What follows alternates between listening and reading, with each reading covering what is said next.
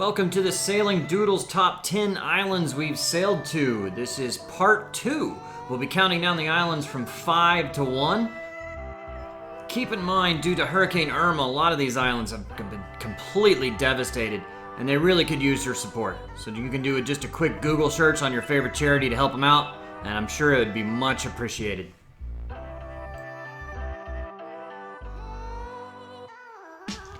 Starting us out at number 5 is Key West down in Florida, definitely one of our favorite spots. It has that small town feel and an island vibe to it. There's always something to do down there. Has a nice little boardwalk with plenty of restaurants and shopping. Most of the places down there have a local flair, and the people definitely have their own way of doing things.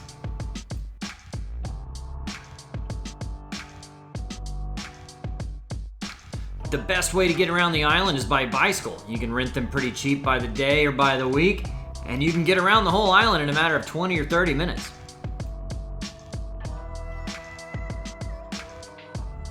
Duval Street is where most of the craziness happens in the evenings and the nighttime. They can party definitely late into the night, and be sure to check out Fantasy Fest on Halloween. I hear it's absolutely nuts. There's still plenty of history to see down there. This is the Truman White House. There's also Fort Zachary. And of course, it's home of the southernmost point of the continental United States. Definitely worth a look. There's lots of fish and sea life to see as you walk along the boardwalk. Here is a manatee, nice and gentle creature there, getting a sip of water.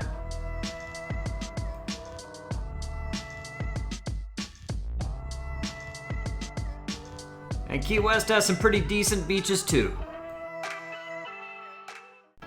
Number 4 on the countdown is Jost Van Dyke and the British Virgin Islands. There are 2 main anchorages there, and the center is Great Harbor, and just to the west of that is White Bay.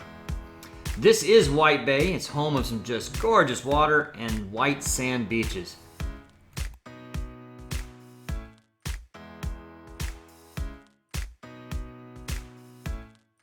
White Bay is a pretty shallow bay, so unless you draw less than 5 feet, I wouldn't go there. But it's definitely a daytime spot, and probably the most famous daytime spot in White Bay would be Soggy Dollar Bar. It's always a party there, and they have a live feed. You can check them out on YouTube. Just search the Soggy Dollar live feed, and it's up 24/7.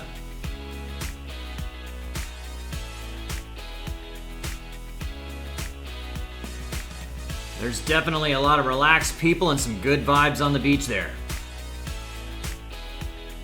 For some nightlife, you can head over to Great Harbor and Foxy's. That's where the party really starts in the evening time.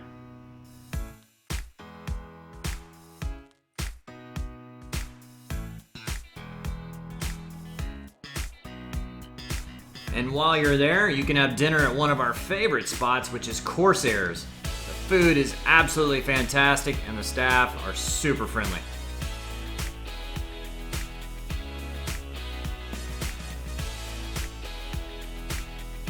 Unfortunately, Hurricane Irma had a direct hit with the BVI and devastated Jost Van Dyke. Next on the list, Staniel Key and the EXUMA Bahamas. A must stop if you're headed down the EXUMA island chain.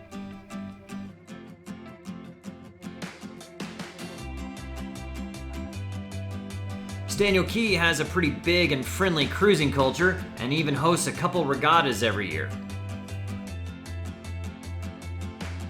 It's even home of the Staniel Key Yacht Club, which is one of the more famous yacht clubs and marinas in the whole world. And the bar is really a fun place to kick back in the afternoon and the evenings.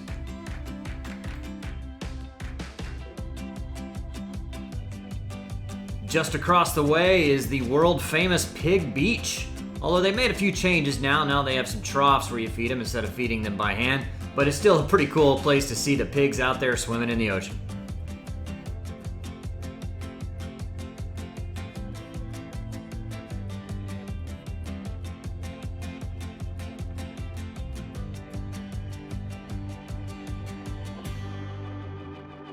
Nearby, there's plenty of friendly iguanas you can go check out as well.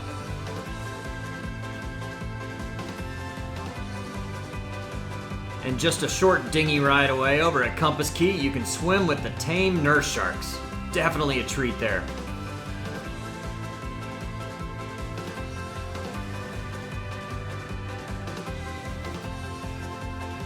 And of course, while in Staniel Key, you cannot forget the Thunderball Grotto.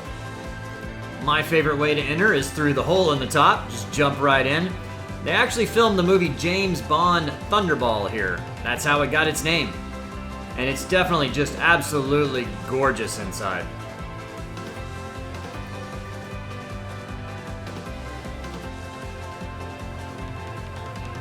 And my favorite way to exit the grotto is to swim under the water through one of the caves.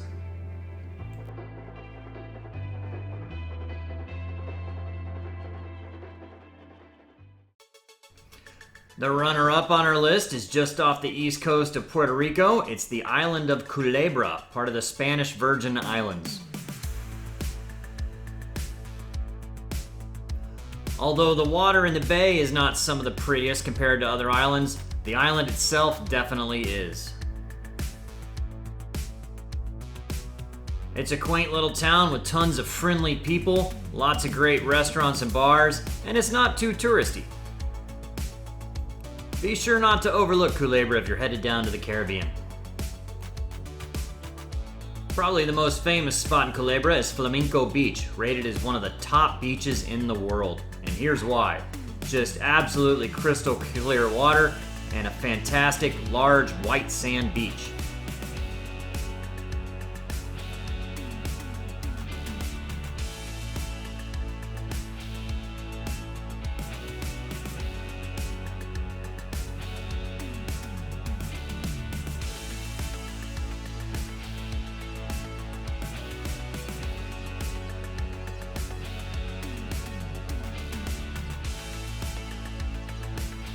I really don't think I've ever seen a beach as pretty as this.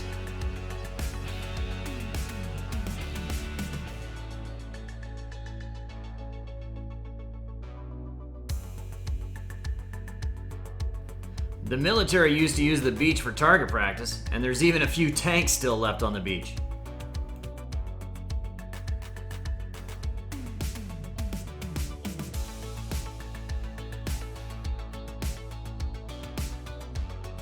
Of course, if Flamenco Beach is a little too crowded, there's plenty of other beaches that are almost just as beautiful.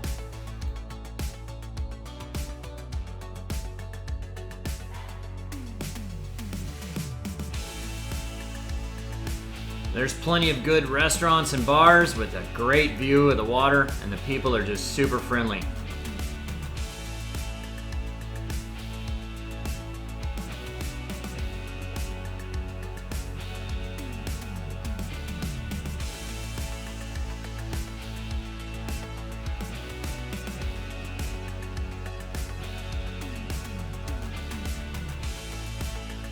The nightlife isn't too crazy, but you can definitely find some fun there if you'd like it.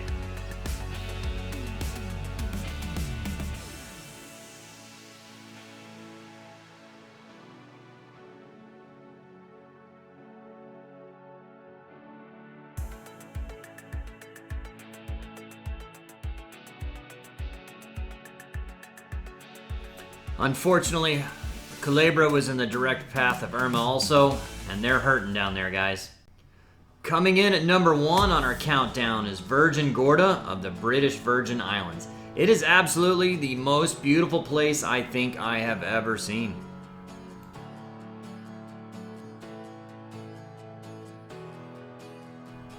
It has a very large deep water bay that's fairly well protected, and the mountains rise straight out of the water and make for some breathtaking views.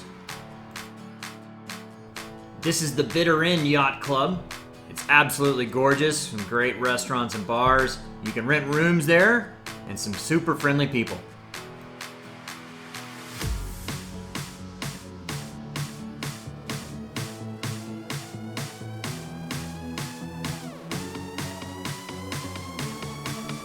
And this is Sabo Rock Resort. Definitely our favorite place in the British Virgin Islands.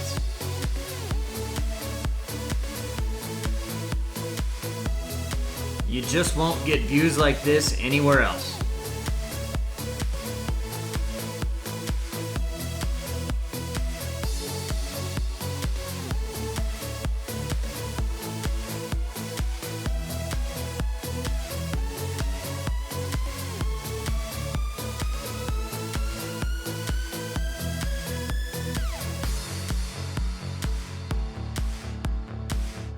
There really are some great hiking trails on the island as well. This one is Guy's Trail.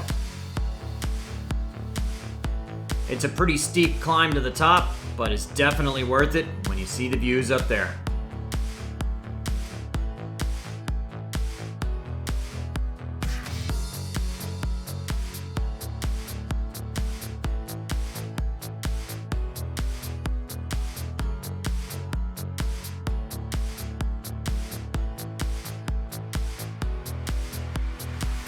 The beaches may not be as nice as some other places, but they will definitely do the job. Virgin Gorda is also home of the Baths, which is a granite rock formation that makes some spectacular places to explore.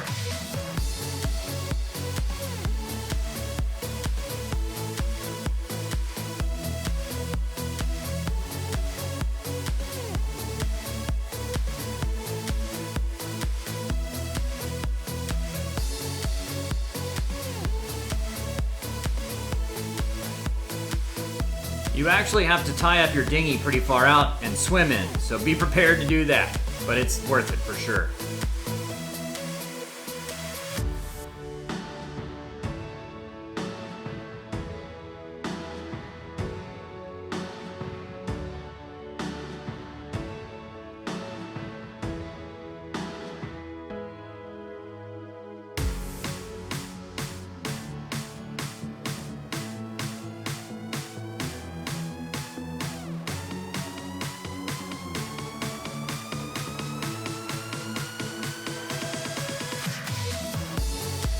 Virgin Gorda will always be a special place to us.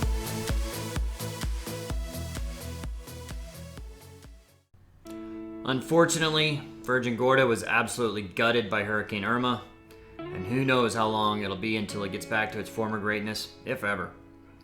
I recommend that you Google your favorite charity to help out in the Caribbean. There's plenty of people down there that need your help.